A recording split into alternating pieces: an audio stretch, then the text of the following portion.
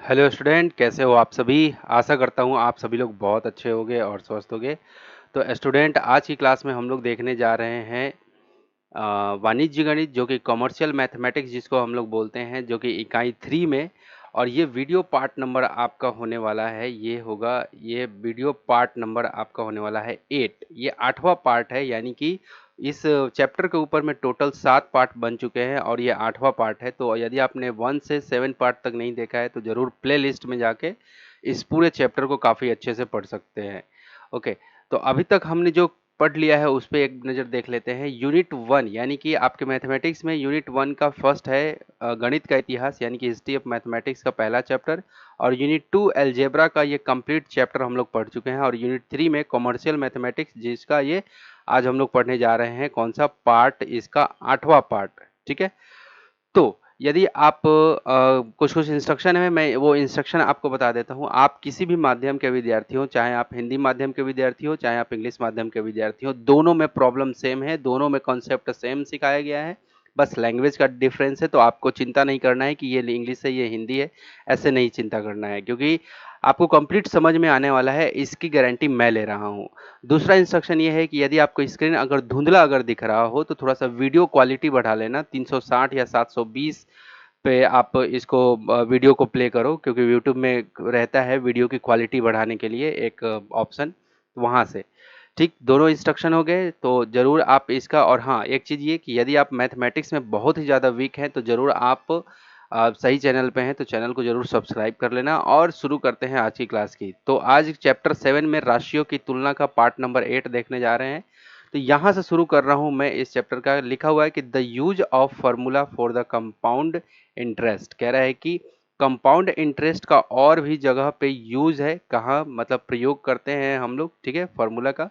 तो किन किन जगहों पे, पहला दे रखा है for finding the increase and decrease of population. अगर जनसंख्या या तो बढ़े या घटे तो उसको निकालने के लिए, है ना, जनसंख्या घटने बढ़ने घटने का जब प्रॉब्लम ऐसा दिया रहता है तो उस तरह के प्रॉब्लम को टारगेट करने के लिए हम लोग क्या करते हैं, इसका यूज करते हैं। दूसरा number, for finding the increase and decrease of in price in an item. अगर कोई आइटम है उस पे प्राइस कभी बढ़ रहा है कभी घट रहा है, उस पे भी हम लोग क्या किसका फार्मूला अप्लाई करते हैं, कंपाउंड इंटरेस्ट का फार्मूला अप्लाई करते हैं। तीसरा number, finding the total amount when the rate of interest is different in different year. कह रहा है कि रेट ऑफ इंटरेस्ट निकालने के लिए डिफरेंट डिफरेंट ईयर के लिए, अलग अलग वर्षों के लिए, अलग अलग साल के लिए, है ना, सालाना।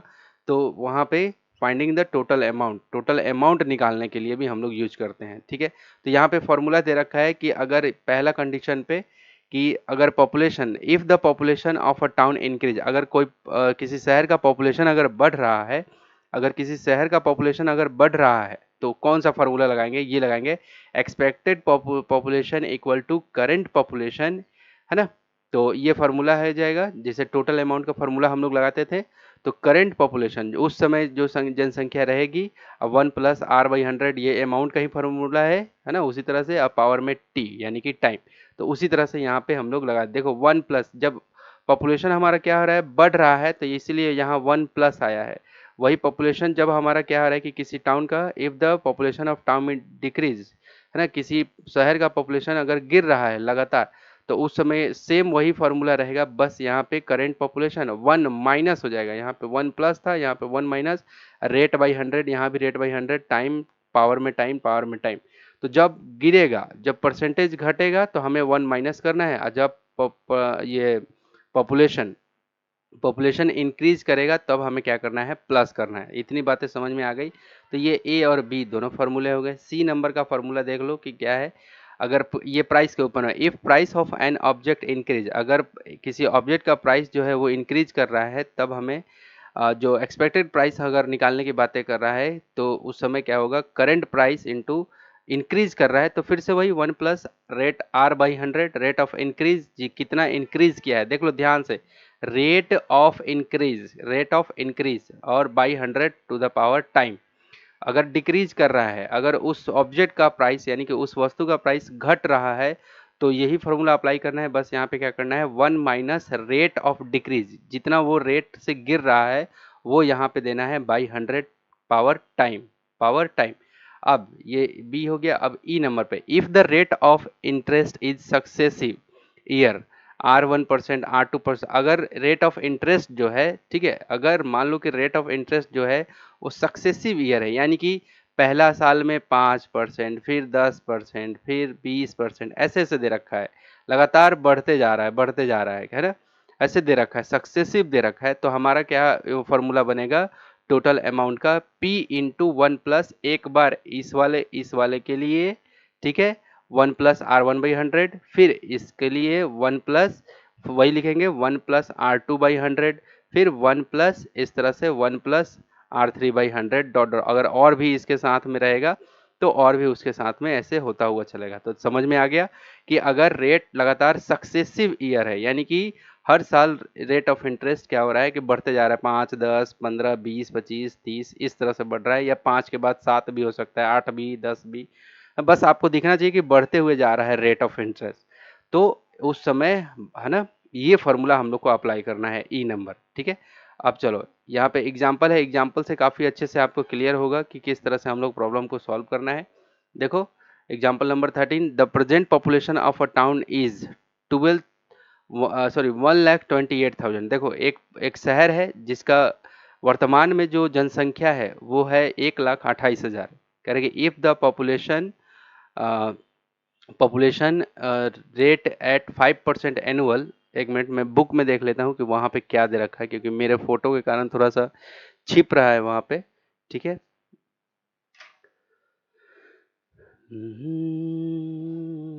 इन्हें देख कर जी रहे सभी रेशमी जुल्फें,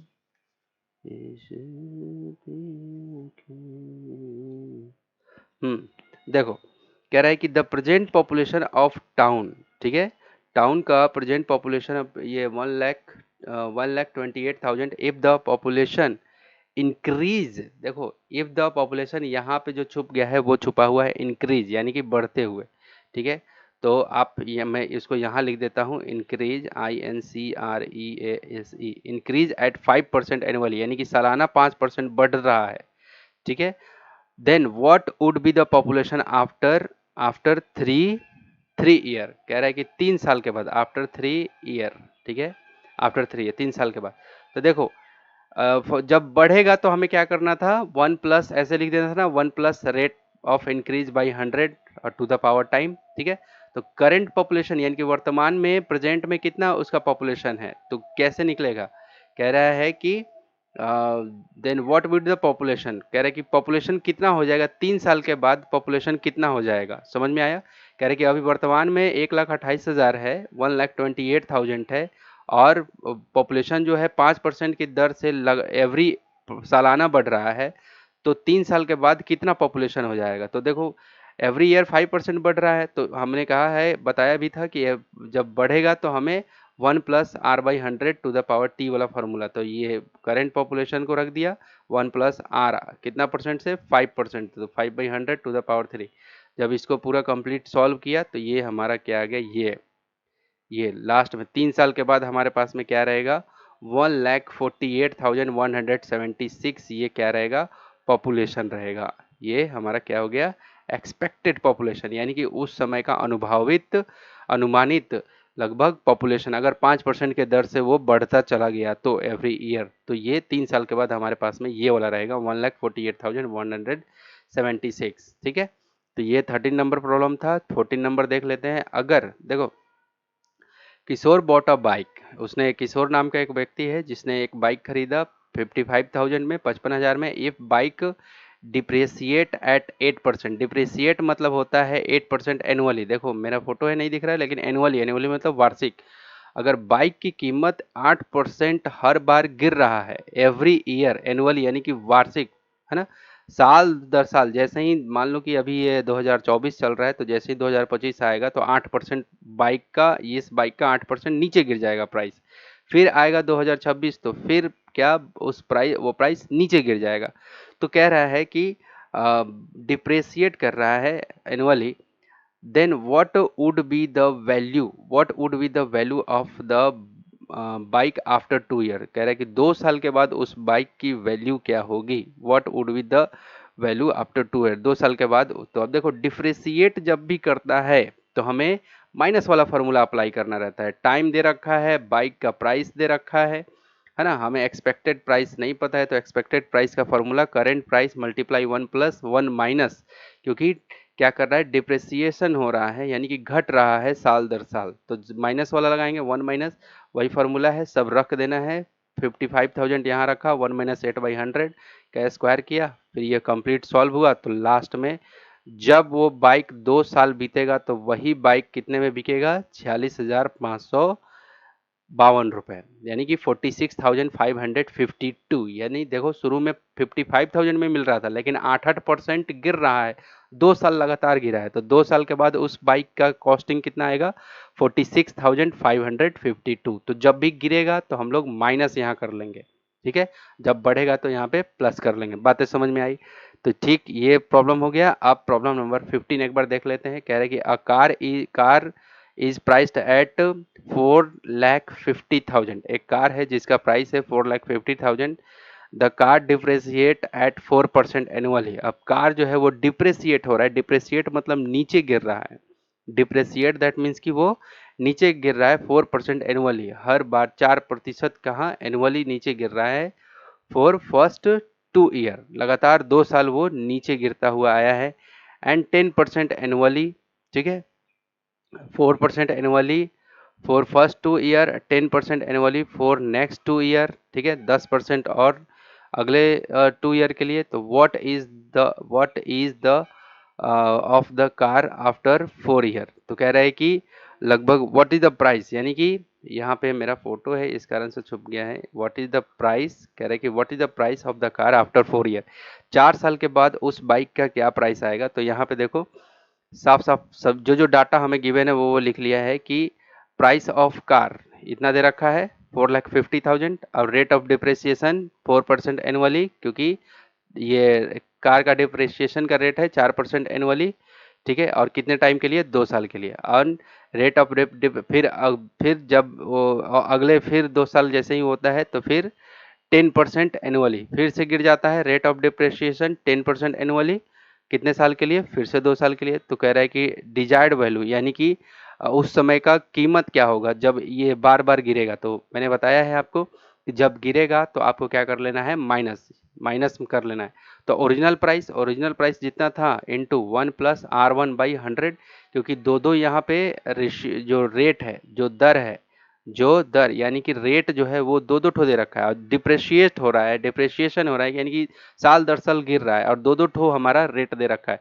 तो इसके लिए फॉर्मूला लगाएंगे ये वाला 1 - R1/100 to the power T1, पहला वाला T1 ये रहा T1 2 ईयर, ठीक है, फिर मल्टीप्लाई 1 - R2 दूसरा वाला 10%, तो 10/100 टू द पावर T2 ये लगा लिया। उसके बाद फिर कंप्लीट सॉल्व किया तो उसी बाइक का कीमत उसी कार का कीमत ये आ जाएगा। देखो शुरू में 4,50,000 का पड़ रहा था, लेकिन अभी के रेट में जब ये लगातार दो दो बार गिरना स्टार्ट किया, ठीक है, एक बार 4% के दर से 2 साल, फिर एक बार 10% से 2 साल, तो जब इस तरह से जब नीचे नीचे गिरना स्टार्ट होगा तो आपको क्या करना है, ये फार्मूला माइनस में रख के उसके बाद कंप्लीट सॉल्व कर देना है। क्लियर है? अगर यही क्वेश्चन ये बोलता है कि 4% क्या हो रहा है कि इंक्रीज कर रहा है, फिर 10% इंक्रीज किया है, इंक्रीज कर रहा है, तो यहाँ पे ये जो 1 माइनस लिखा हुआ है, यहाँ पे कहाँ पे, ये जो 1 माइनस लिखा है यहाँ पे प्लस हो जाता। अगर यहाँ पे कहता है कि रेट ऑफ यहाँ पे इंक्रीज है ना, इंक्रीज यहाँ पे, तो यहाँ रेट ऑफ इंक्रीज, ये तो डिप्रेशिएशन हो रहा है इसलिए 1 माइनस हुआ दोनों में, लेकिन जब इंक्रीज वाला बोलता तो यहाँ पे 1 + 1 + करके फिर सॉल्व करते, ठीक है। तो ये था कंप्लीट इसका क्या फंडा, कि किस तरह से जो कंपाउंड इंटरेस्ट का फॉर्मूला है यानी कि अमाउंट का फॉर्मूला है, किस तरह से अप्लाई होता है पॉपुलेशन के अंदर में, प्राइस के अंदर में, किसी गुड्स के अंदर में, ठीक है। ये दो प्रॉब्लम हमारे ट्राई दिस का दिया हुआ है आपके बुक के अंदर में, आप लोग भी देख लेना इसे। ठीक है, शायद इसका प्रॉब्लम नंबर 1 देखने जा रहे हैं, तो फटाफट से देख लेते हैं। वही फॉर्मूला अप्लाई करना है। लिखा हुआ है कि the present population of village is 8000। देखो, विलेज का जो प्रेजेंट पॉपुलेशन है, वर्तमान में जो है वो 8000 जनसंख्या है। If the population is decreasing, अगर पॉपुलेशन डिक्रीज कर रहा है एनुअली 5%, एनुअल रेट है 5% से, what with the population after 3 year, 3 साल के बाद पॉपुलेशन क्या होगा। क्लियर है। तो पॉपुलेशन क्या हो रहा है, डिक्रीज कर रहा है, नीचे गिर रहा है पॉपुलेशन। तो कौन सा फॉर्मूला हम लोग इसमें लगाने वाले हैं, हम लोग जो जो पहले डाटा हमारे पास में है उसको हम लोग लिख लेते हैं। तो क्या क्या हमारे पास में है यहाँ पे, प्रेजेंट पॉपुलेशन। ठीक है, तो उसको लिख लेते हैं प्रेजेंट पॉपुलेशन, प्रेजेंट यानी कि वर्तमान जनसंख्या, प्रेजेंट पॉपुलेशन इक्वल टू 8000 हो गया। उसके बाद क्या हो रहा है कि डिक्रीज कर रहा है। ठीक है, कितना डिक्रीज कर रहा है, 5% से। ठीक है, तो यहाँ पे लिख दे रहा हूँ क्या, डिफ्रेंसिएशन इसको बोलते हैं। ठीक है, तो यहाँ पे लिख दे रहा हूँ कि रेट, क्या, rate of depreciation, rate of depreciation equal to कितना, 5% हो गया, 5%। और टाइम जो है हमारा, टाइम दे रखा है कितना, 3 ईयर। टाइम कितना दे रखा है, 3 ईयर बोल रहा है कि 3 ईयर पॉपुलेशन। तो हमें एक्सपेक्टेड जो, क्योंकि हर एक साल 5-5% गिर रहा है जनसंख्या। ठीक है, तो एक्सपेक्टेड यानी कि अनुमानित तो उस समय की जनसंख्या क्या होगी, तो उसके लिए फॉर्मूला अप्लाई कर रहे हैं। ठीक है, expected population, expected population equal to, expected population क्या होगा, प्रेजेंट, यही होता था formula, present population into 1 minus, क्योंकि घट रहा है ना, R by 100 to the power time. ठीक है, तो प्रेजेंट पॉपुलेशन हमारा कितना है, 8000 लिख लिया। 1 माइनस रेट कितना है, 5% के रेट से गिर रहा है, और टाइम कितना, 3 ईयर लिख लिया हमने। तो ये 8000 हो गया, और ये कट रहा है 5 1 जा और 5 20 जा, तो ये क्या हो गया, ये कुछ 20 ऐसे एलसीएम होगा, और यहाँ पे 20 माइनस 1 और ये पावर में 3, और ये हो जाएगा 8000। ये 20, ये कैसे आया, ये समझ में आया, क्योंकि ये फ्रैक्शन का सब्ट्रैक्शन है, यानी कि भिन्न का घटाव है, वो ना। तो ये करके फिर 20 में से 1 चला गया तो कितना हो जाएगा, 19/20 टू द पावर 3, ये कुछ ऐसे हो गया। अब चलो ये यहाँ पे क्या लिखे, 8000 मल्टीप्लाई 19/20 मल्टीप्लाई 19/20 मल्टीप्लाई 19/20, इसी को हमने 3 टाइम हमने क्या कर दिया, ब्रेक कर दिया, क्योंकि पावर में 3 है इसलिए। तो देखो, एक जीरो से ये एक जीरो चला गया, एक जीरो से ये एक जीरो चला गया, एक जीरो से ये एक जीरो चला गया। तो अब 2 से करते हैं, देखो नीचे कर लो, 2 2 जा 4, 4 2 जा 8, यानी कि इन तीनों के बदले में ये 8 को काट सकते हैं, बिल्कुल काट सकते हैं, तो कट गया ये सब। तो ऊपर में क्या बचा, 19 इंटू 19 इंटू 19, क्या, 19 मल्टीप्लाई 19 मल्टीप्लाई 19। इसका मतलब कितना आ गया, जब इन तीनों को मल्टीप्लाई करते हैं तो आ जाता है 6859। ठीक है, इतना एक्सपेक्टेड पॉपुलेशन आ गया। ये जो हमारे पास में आया 6859, यही क्या हो गया उस समय, यानी कि 3 साल, जब अगला 3 साल में ये पॉपुलेशन उस समय होगा। ठीक है, ठीक है, तो ये हमारा क्या हो गया, इसका पहला का आंसर हो गया। ठीक है, अब दूसरा नंबर इसी का ट्राई दिस का दूसरा नंबर प्रॉब्लम है, यहाँ पे देख लेते हैं।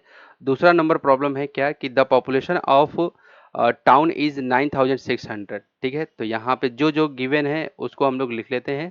ठीक है, यहाँ पे जो जो गिवन है, हमें क्या क्या गिवन है, पॉपुलेशन ऑफ टाउन यानी कि करेंट, यानी कि वर्तमान। ठीक है, current population, current population equal to 9600 if the rate increase of the population is 15%। ठीक है, अगर इंक्रीज कर रहा है पॉपुलेशन का, जो रेट ऑफ इंक्रीज इंक्रीमिनेशन है यानी कि बढ़ रहा है, वो 15% के रेट से एनुअली सालाना बढ़ रहा है। तो यहाँ पे लिख देता हूँ कि rate of increase,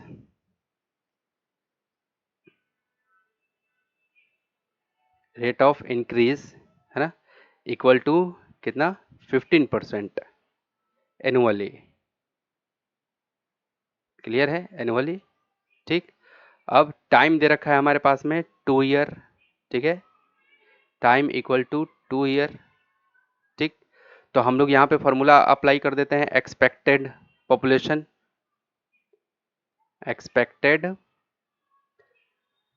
population, expected population equal to क्या होता है, करंट पॉपुलेशन, यानी कि वर्तमान में, है ना, वर्तमान जितनी जनसंख्या है वो लिखना है, करंट पॉपुलेशन इंटू 1+, देखो इस बार बढ़ रहा है तो 1+ लिखेंगे, और R/100 और पावर में T। तो वर्तमान में कितना है 9600, 1+ रेट कितना है 15/100, और ये पावर में कितना 2 हो जाएगा। अब देखो 9600, अब ये कटेगा 5 से, 5 3 जा, और 5 के टेबल में ये 20 जा में, अब ये एलसीएम हो जाएगा यहाँ 20, और ये 20 से 20 तो 20 हो जाएगा यहाँ पे, अब प्लस यहाँ पे क्या हो जाएगा 3, और ये क्या चढ़ जाएगा स्क्वायर, ये वाला स्क्वायर। ठीक है, अब आगे 9600, ये क्या हो जाएगा 23/20 to the power 2, to the power 2, यहाँ पावर में 2 है, तो क्या हो जाएगा 9600। ठीक है, 9600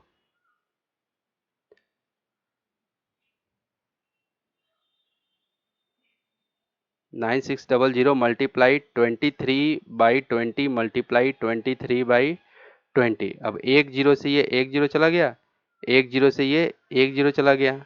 ठीक है, तो अब क्या करें, अब 2 से काटते हैं, 2 1 जा, और 2 से 2 4 जा 8, 2 4 जा 8, और 2 ये 16 हो जाएगा। ठीक है, तो 2 4 जा 8, अब 1 6 16, तो 2 8 जा 16, अब 2 से कटेगा, 2 1 जा, और 2 24 जा। क्लियर हो गया। तो एट द एंड हमारे पास में क्या आ गया, एक्सपेक्टेड पॉपुलेशन 24 मल्टीप्लाई 23 मल्टीप्लाई 23, तो 24 मल्टीप्लाई 23 मल्टीप्लाई 23, तो ये क्या हो जाएगा 12696, यानी कि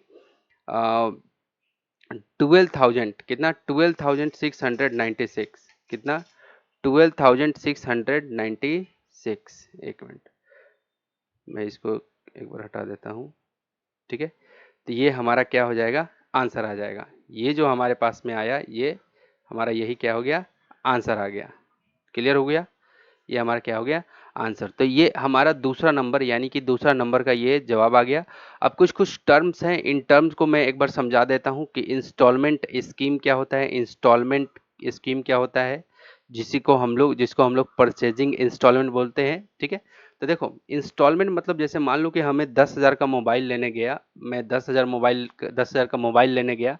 अब उस 10,000 के मोबाइल को मुझे परचेज करना है, लेकिन मेरे पास टोटल 10,000 नहीं है। ठीक है, तो वो जो जो 10,000 जो उसका प्राइस है, उसको हम लोग बोलते हैं कैश प्राइस। क्या बोलते हैं, कैश प्राइस बोलते हैं, याद रहेगा। जो वो 10,000 है उसको हम लोग क्या बोलेंगे, कैश प्राइस। ठीक है, लेकिन हमारे पास में 2,000 था, मैंने कहा कि ठीक है अब ये 2,000 रख लो, अब बाकी जितना बचेगा उसके बाद मैं उसको किस्त किस्त में पटाऊंगा, उसी को बोला गया इंस्टॉलमेंट स्कीम। ठीक है, इंस्टॉलमेंट में दूंगा, तो उस समय जो हमने दिया तो उसको बोलते हैं डाउन पेमेंट। जो मैं मान लो 2,000 रुपये दे के मैं घर ले आया, ठीक है, तो उसको क्या बोलेंगे, डाउन पेमेंट। इसी को नाम दिया जाता है कैश डाउन पेमेंट, यानी कि उस समय हमने 2,000 दे के लाया, तो उसी को डाउन पेमेंट बोलते हैं, चाहे कैश डाउन पेमेंट बोलते हैं। तो 2,000 रुपये में लेके वापस आया। ठीक है, अब वो क्या करेगा, 8,000 रुपये उसका बचा। ठीक है, तो वो बोलेगा कि इंस्टॉलमेंट, वो बोलता है कि इंस्टॉलमेंट में 6 महीने का इंस्टॉलमेंट बना देता हूँ। तो वो बोलेगा कि 6 महीने का इंस्टॉलमेंट तो मैं बना रहा हूँ 6 महीने का, यानी कि 6 महीने में आपको हर एक महीने, तो हर एक एक महीने का वो इंस्टॉलमेंट बनाएगा। लेकिन वो बोलेगा कि जो ये 6 महीने का मैं इंस्टॉलमेंट बनाऊंगा, जो ये 8,000 रहेगा, इसके ऊपर में मैं ब्याज लूंगा। तो वो रेट तय करेगा कि मैं इतने इस रेट से आपके इस अमाउंट पे ब्याज लूंगा। ठीक है, तो ये समझ में आया, इंस्टॉलमेंट मतलब समझ में आया। तो नंबर ऑफ इंस्टॉलमेंट क्या हो जाएगा 6। ठीक है, और जो रेट वो तय करेगा, जैसे मान लो कि वो 10% ले या 15% दे, वो क्वेश्चन में आपके गिवन रहेगा। ठीक है, अब यहाँ पे एक और लिखा हुआ है इंस्टॉलमेंट अमाउंट। इंस्टॉलमेंट अमाउंट वही जो आपका एक एक महीने का जो instalment, sorry, instalment amount that means हो गया कि टोटल, टोटल यानी कि 6 महीने में वो कितना पैसा वो ले रहा है, उसी को बोलते हैं इंस्टॉलमेंट अमाउंट। ठीक है। अब finding cash price, cash price में ये समझ गए ये टर्म को। कैश प्राइस ये होता है जिस पे वस्तु का टोटल प्राइस रहता है, ये वो जितने का रहता है ओरिजिनल प्राइस, ठीक है, उसी को कैश प्राइस बोलते हैं। ठीक है। उसके बाद एक प्रॉब्लम आएगा आपका कंपाउंड इंटरेस्ट के ऊपर में, जिसकी जो इन्वॉल्व रहेगा कंपाउंड इंटरेस्ट के ऊपर में। तो अगला जो पार्ट बनेगा वो इसी जो ये टर्म है इसी टर्म पे बेस्ड, और आपके जो अ, जितने भी हमने प्रीवियस में जो हमने कॉन्सेप्ट बनाए हैं उन सब बेस्ड पे ये सब चीज़ें रहेंगी। ठीक है। लेकिन मैक्सिमम प्रॉब्लम यानी कि एक्सरसाइज आपका 7.3 जो रहेगा वो कंप्लीट इंस्टॉलमेंट के स्कीम पे, कि कैसे आप इंस्टॉलमेंट ले रहे हैं, कैसे उसके अंदर में मतलब वो चीज़ सिखाने की कोशिश की जाएगी आपको। ठीक है। इससे एक क्वेश्चन रहते हैं आपके एग्जाम में, तो जरूर से जरूर इंपॉर्टेंट रहेंगे आपके लिए। और हाँ, ये पूरा का पूरा प्लेलिस्ट आपको दिख रहा होगा, जरूर आप इस प्लेलिस्ट पे आप देख सकते हैं अगला वीडियो को, या फिर पूरा का पूरा पूरे के पूरे यानी कि चैप्टर 7 के हर एक वीडियो को आप यहाँ पे देख सकते हैं। तो मिलते हैं अगले नेक्स्ट वीडियो में। अपना ध्यान रखो, अपने माता पिता का कहना मानो। Take care, bye bye.